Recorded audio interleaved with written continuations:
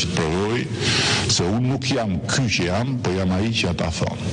Pastaj kollaj fare iki vetëm, nuk ka nevojë të flasin me vete rrugëve Ramaik. Atëherë, të lutem regjia, ndihmo dhe një për të ftuarin, ma jep video nga fillimi. Një fakt vetëm që të provoj se unë nuk jam ky që jam, po jam ai që ata thonë. Pastaj kollaj fare iki vetëm, nuk ka nevojë të flasin me vete rrugëve Ramaik. Belind Këlliçi, një fakt vetëm do kryeministri dhe hapet qelli, thoshte Elsa Lila, ta kënga vet. Artistësh, me thënë drejtë. Mashtrues si ky nuk ka parë historia e Shqipërisë e Ballkanit edhe më gjerë.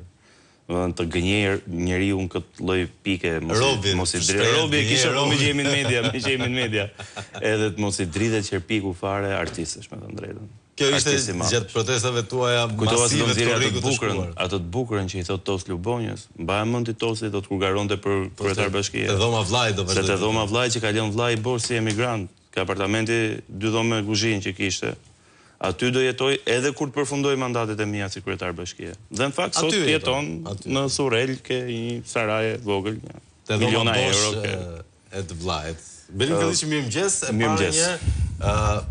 Çfarë përmase ka në përfshirjen e vllajt kryeministrit dhe mbi të gjitha a është kjo prova finale që vllai i kryeministrit është prestanome i kryeministrit? Shiko, ne jemi të dy paka shumë një brezi afërt edhe qarkullojmë në kryeqytet, në Tiranë, kemi shumë vite, kemi bërë shkollën këtu, kemi miqësitë, shoqëritë e gjitha. Dhe me një pyetje thjesht po të dalësh në qytet, nuk ka një individ që është në xhiro, kur i thon, që nuk e di që Olsi Rama kontrollon industrinë e bixhozit në Shqipëri dhe më gjerë dhe në Michigan, ta them unë, edhe më gjerë. Dhe që prestanomja i tij është Gerti Haka. Ushtari i tij është Gert Haka. Pra nuk ka një individ që nuk e di në qarqe mediatike, biznesi, grupe interesi të ndryshme etj. Ajo çka i ka vënë vulën, edhe kriminalës, ato janë bashkëpunëtorët e çunave. Por ajo që i ka vënë vulën kësaj historie është faktimi me dokumenta përtej çdo dyshimi që po rrethi Olsi Ramës me krye Gert Hakën, po janë të përfshirë në këto afera. Sepse për shembull që Gerti Haka ka vite e vite që shkonte për këtë tokën që nxorrëm ne në Kep të Rodonit, në hipotekë të Durrësit, në këtë kemi shumë kohë që kemi si informacion.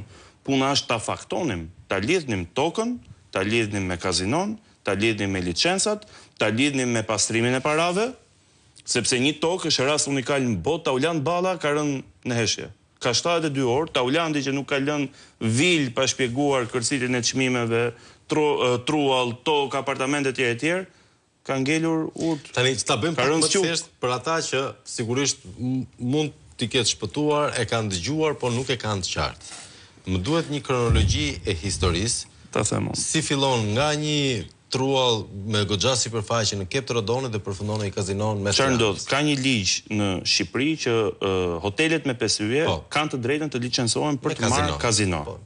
Dhe çfarë ka ndodhur? Një ndër këto hotele që është në fakt mu në zemër të Tiranës, që është kulla tek Air Albania, apo si kundër opozita ka vendosur që në kryet herës kulla Kristaq Rama, emrin asaj kulle, është licencuar para disa vitesh për të marrë kazino.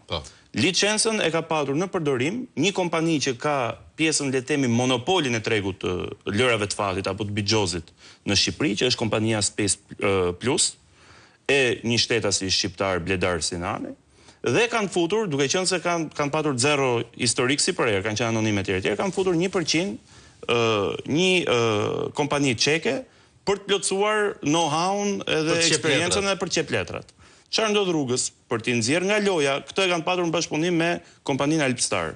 Për t'i nxjerrë nga loja Alpstarin, pra kompaninë tjetër, dhe për të futur në lojë pronarët real, pra për të nxjerrë pjesën e parë, fusin në operim një mekanizëm që ligji shqiptar ta kërkon. Kur ti aplikon për një licencë kazinoje, do duhet të kesh një kapital të paktën 12 milion euro.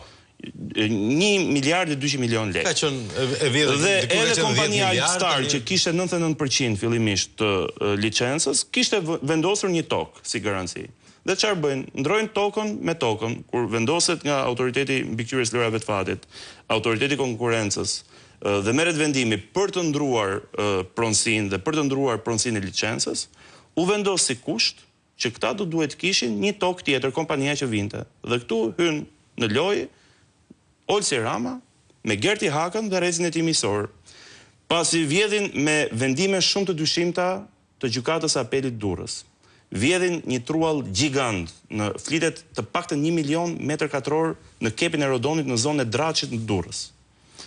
Një pjesë 275.000 metër katror që është pyll, që unë i kam nxjerrë edhe zonën kadastrale, i kam nxjerrë të gjitha të dhënat, këta e marrin dhe e blenë në vlerën 320.000 euro, që ende sot rezulton e pashlyer në regjistra. Pasi e marrin, ja marrin pronarëve, një shtetasi, janë bërë disa transaksione mbi këtë tokë, janë bërë me çmim reference dhe janë blerë me 117 lek metri katror. Do të thotë 1.2 euro. 1.2 euro metri katror, çmimi i referencës. Çfarë ndodh?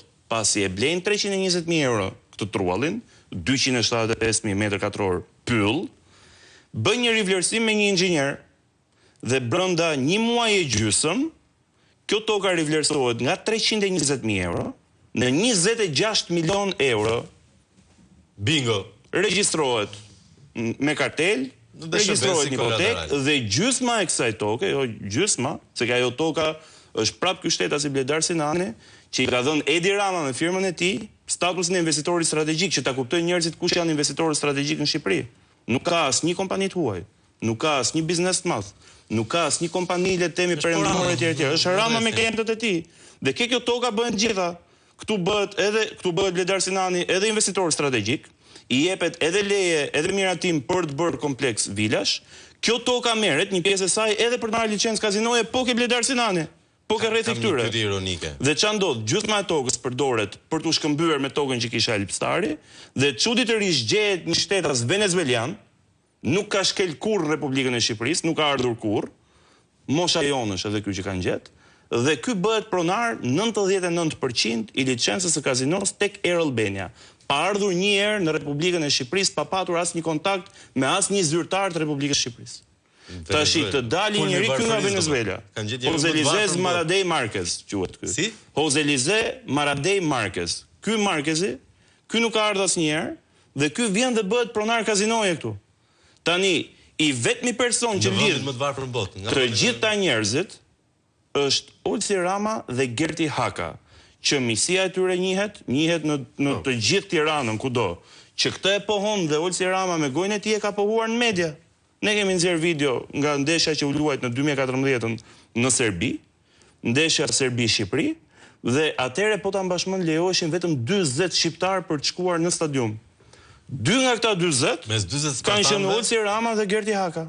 Që Olsi Rama del në media dhe thotë unë e pata pak më të lehtë se kam pasaportë amerikane, por duke qenë se isha me shokun tim me pasaportë amerikane, se dhe ky ka jetuar në Troy, Michigan, ke Olsi Rama, nuk e kishin problem. Kemi nxjerr fotot që janë bashku do. Ky shoqëron familjarët e vllajt kryeministrit. E gjitha me radhë. Pra është e paimagjinueshme, tash problemi që ne kemi si opozitë, që këto materiale i gjen opozita, i gjen me burime të hapura, por jo vetëm, edhe me forma tjera dhe me partnerë tjerë, por është e paimagjinueshme që këto i gjen opozita, që këtë punë kërkimore investigative e bën një ekip i vogël që punon në Partinë Demokratike, një grup ekspertësh që kanë nisur që me inceneratorët me 5 dhënë me radhë, dhe Spaku nga ana tjetër nuk di asgjë. Spaku asnjëherë nuk ka informacion. Edhe tani që unë jap indicie publike, edhe tani që ngarkohet penalisht Spaku apo kreu i saj, sepse ka marrë djeni, sepse unë jam një ligjvënës, jam në media, në valë që transmetohen kombëtarisht dhe ndërkombëtarisht, duke bërë një denoncim të kësaj natyre, e ka ai përgjegjësinë dhe barrën nga ky moment për ta vërtetuar, nuk lëvizin këta fare. Këta të vinë dhe në komision dhe të bëjnë edhe cinikun, edhe ironikun, edhe tonë edhe sillnin dokumentat. Po keni një gjë për kryeministrin, sillnin në Spak. A thuti se jemi prokuror, a thuti se jemi oficer të policisë gjyqësore. Dhe ky është një problem shumë i madh. Shoqëruar se s'po dua dal nga tema, dje isha e Malbeqirit, ndërkohë që teorikisht është në kërkim ndërkombëtar, ka hap kompani më. Në Sloveni. Fluturimin, Sloveni ka 2 avion. Dhe fluturon në avion personal. Dhe nuk di gjë Spaku. futemi në Google, para se me dalë në deklarat për shtyp, e gjejmë në Google, të dhënat, futesh në Google dhe të del Ermal Beqiri, flysolution.ai, e regjistruar në Sloveni, dalë në adresa të gjitha mbante fjalë, the sky is yours, si Tony Montana dikur the world is yours. Dhe i gjejmë ne këto. Një sekond, një pyetje që po dyshoja, a mos ndoshta nuk e kanë shpall fare në kërkim dhe thjesht na thonë që është në kërkim? Me shumë gjasa kjo mund të jetë historia, por të mbetemi ke kjo tjetra se s'dua të kaloj. Të mbetemi ke Olsi Rama. Pra, në ka një aferë që e fakton dhe shiko se ti me drejtë përmendje që nuk është aferë që shkon 100 milion, shkon shumë më shumë se 100 milion. Sepse xhiroja vjetore e industrisë së lërave të fatit është me qindra milion çdo vit dhe mos harro këta hoqen edhe ligjin e lërave të fatit, hoqen edhe baset, dhe kanë bërë gjithçka informale. Edhe nëse në një moment shteti shqiptar inkasonte fuste në ark 50 deri në 60 milion euro çdo vit, në mos gaboj, nga taksat që paguanin kompanitë e baseve, sot të gjitha këto para i merr personi që menaxhon industrinë e lërave të fatit dhe i marrin i fusin direkt në xhep. Dhe ky është dëmi më i madh që i bëhet buxhetit shtetit në çdo lloj forme që Edi Rama gjen mundësinë herë për të futur parat duart te paratë e shqiptarëve, herë për të futur paratë e shqiptarëve direkt në xhep ti. Përmes formave me miqtë e tij, me rrethin e tij familjar dhe me njerëz më të afërt. Kolliçi, Rama politikisht është masakruar. Diplomatikisht nuk e di ç'i ka mbetur më. Diplomatikisht për herë të parë dhe ju falenderoj si Syri TV dhe të falenderoj si Flavio, keni nxjerrë një eurodeputet Tomas Zdechovski, që ta tha trosh me transporton parata jashtë Shqipërisë që i ka vjedh shqiptarëve me familjarët e tij, me rrethin e tij familjar. Tani imagjino të përdorte edhe avionët e Ermal Beqirit për të transportuar. Jo, çudi nuk është, se e kemi thënë dje. Jo, e kemi thënë dje. E kemi thënë dje dhe kjo nuk është, kjo është indicie për ta ndjekur autoritetet e huaja, se ky është qartë. Këtu në Shqipëri jemi qartë. Është ende në